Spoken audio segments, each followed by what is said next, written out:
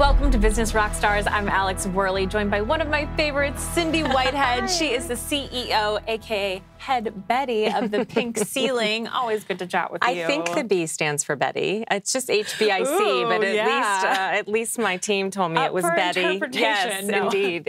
No, you're wonderful. So if you could tell everyone, if they're not familiar, what is the Pink Ceiling? So the Pink Ceiling is a combination between an investment firm and a pinkubator for companies that are either led by or for women. So we'll invest in guys if they're doing great work for women, but for the most part, it's female founders and predominantly in health tech.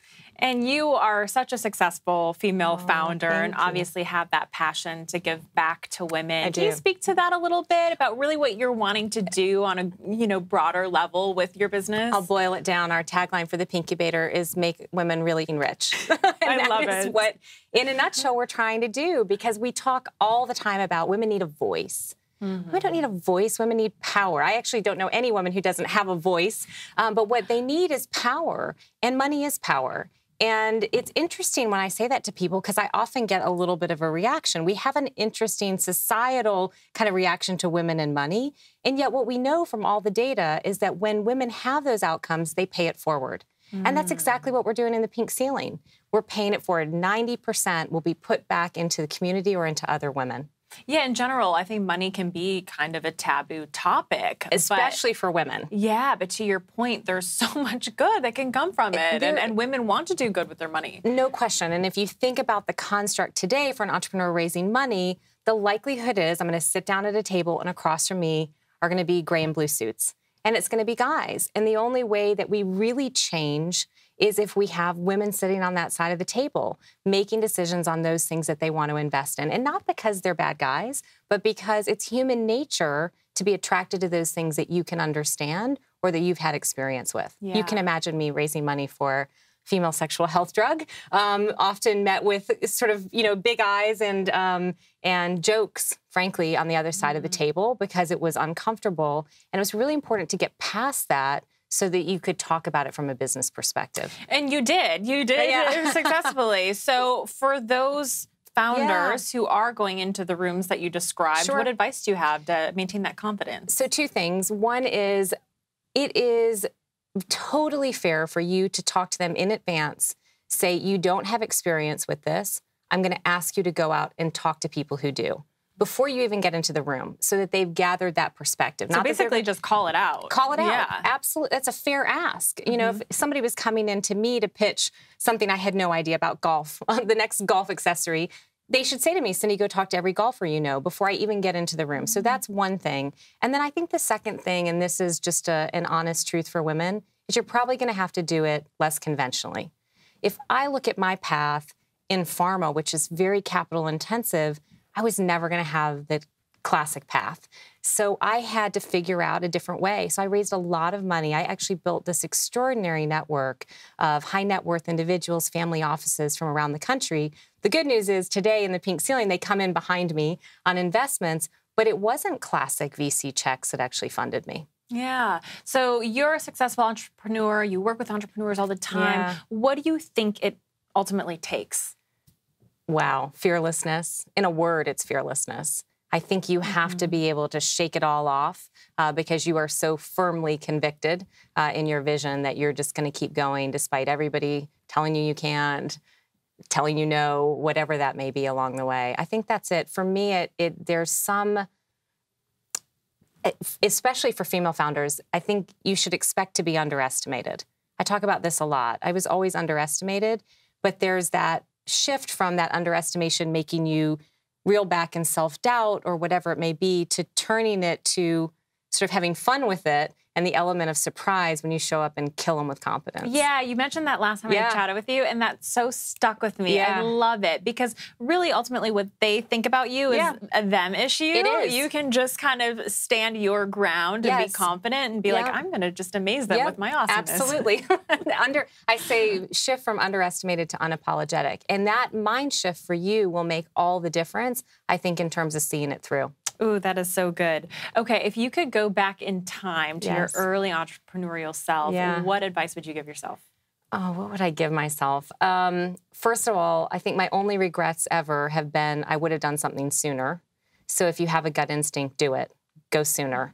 It never helps. Nothing ever gets better sort of with age, if you will, on ideas that you've been mulling about. So that's one of them. And then I think the other piece is in business, especially when you're new to an area, maybe you're a new entrepreneur or you're new in a company, there's all of these rules, sort of all these unwritten rules. And I would say if a rule exists for no reason at all, break it. Those unwritten rules really constrain us. They hold us back. So my advice is if it doesn't make any sense, just go ahead and break it. Yeah. We're going to continue this when we come back from break in just a moment. I'm Alex Worley, and this is Business Rockstars.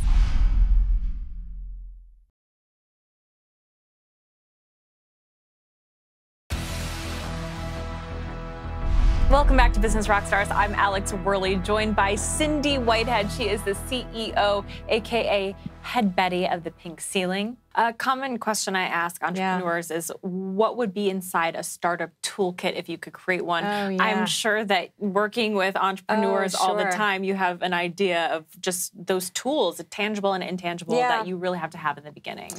Listen, I'll tell you the best thing now that I would say, it's maybe not a physical toolkit, but in your toolkit, you better have your support system set up.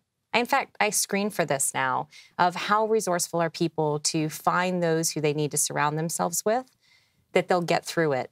And it's as easy today, I think, as Google. So in any community here around the country, you can find the co-working spaces. You can find other entrepreneurs. You can use the access to Business Rockstars to really get those lessons learned and apply them. So I think your toolkit is actually, if you will, the tribe that surrounds you. Yeah, there are a lot of solopreneurs, especially among women and female founders. And so what advice would you have? Because I think loneliness is a common obstacle. Huge. For both genders, but especially women. Do you recommend they get a co-founder? Do you recommend they work in a co-working space? What do you think is the cure to that? Find the network, for sure. And either it is a co-working space, it is finding somebody. I think it's great to have a co-founder. It's good to have somebody go in it with you, because you're going to hit rock bottom and they're going to need to pull you up, and then they're going to hit rock bottom and you're going to need to pull them up. I think that's great. If it's not available, find people in your community who can function that way with you and pull you through those times. They've been there, they've done that. A lot of what we do inside of the Pink Ceiling, beyond our day job of looking for companies to invest in and help them, is mentorship. And giving our space so that there is a community for women to come to and find others going through the process. Because I think there's two injustices for female entrepreneurs. One is lack of access to capital, and the second is lack of access to mentors. So they've got to find them.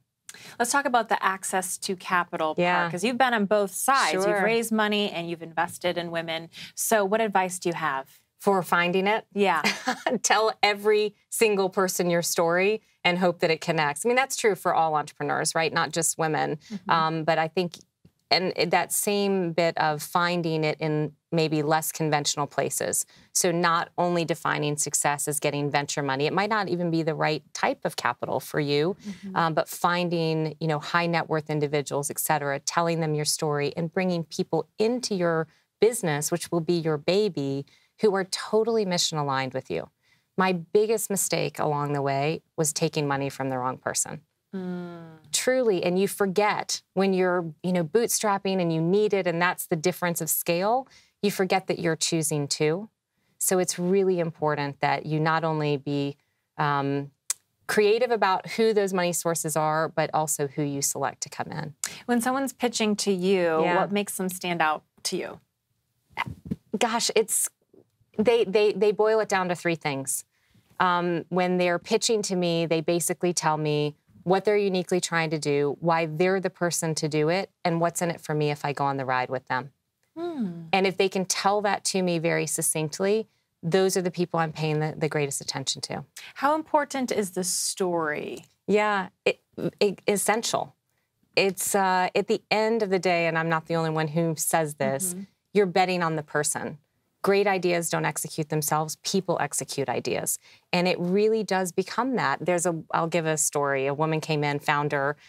She has such a great story, grew up, very difficult childhood, decided that her only way out was to get an athletic scholarship. She has invented a biometric sensor. I will tell you, based on how she told me her story and what problem she was solving, I was betting on her no matter what. I didn't tell her that in the room that day, but even if this wasn't her idea, the next one would be. So let's end with this. It's a big question, and that is, what has been the biggest lesson throughout your entire entrepreneurial journey? My biggest lesson? Expect the unexpected. That's the biggest lesson, and be prepared to have that flexibility and that adaptability to roll with it and to enjoy it as part of the ride. And that's where that perseverance really comes in. For sure. Awesome. So good to see you and chat with you again. Thank you so much. Thank you. I'm Alex Worley, and this is Business Rockstars.